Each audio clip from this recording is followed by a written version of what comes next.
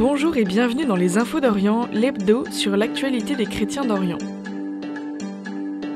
À Gaza, sous les bombes, la communauté chrétienne oscille entre prière et angoisse. Le père Romanelli, curé de la paroisse, lance un appel à la paix.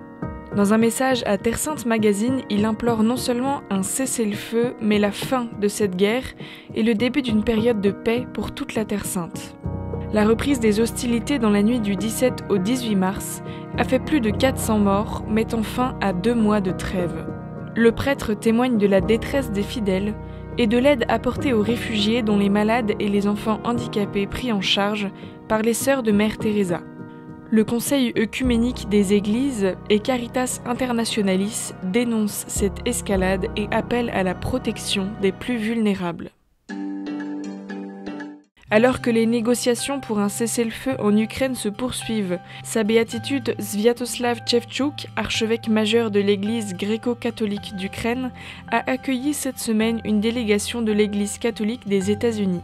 À sa tête, Monseigneur Gerald Wink, nouvellement responsable du Bureau américain d'aide à l'Europe de l'Est, a choisi pour sa première mission de se rendre à Kiev, dans la cathédrale patriarcale.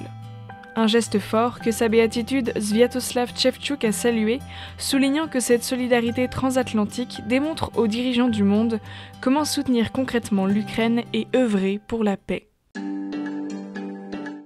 Ce dimanche, les églises orientales ont poursuivi leur chemin de carême selon leur tradition et leur calendrier. Les églises arméniennes ont célébré le dimanche appelé Anaraki en méditant sur la parabole de l'enfant prodigue. Ce récit illustre la miséricorde infinie de Dieu à travers l'histoire d'un fils qui, après avoir dilapidé son héritage, trouve refuge dans le pardon paternel. Dans le monde byzantin, les fidèles ont célébré le dimanche des reliques, rappelant que les reliques des saints sont perçues comme des sources de bénédiction. 2 traditions, un même esprit de foi et de réflexion en ce temps de préparation pascale.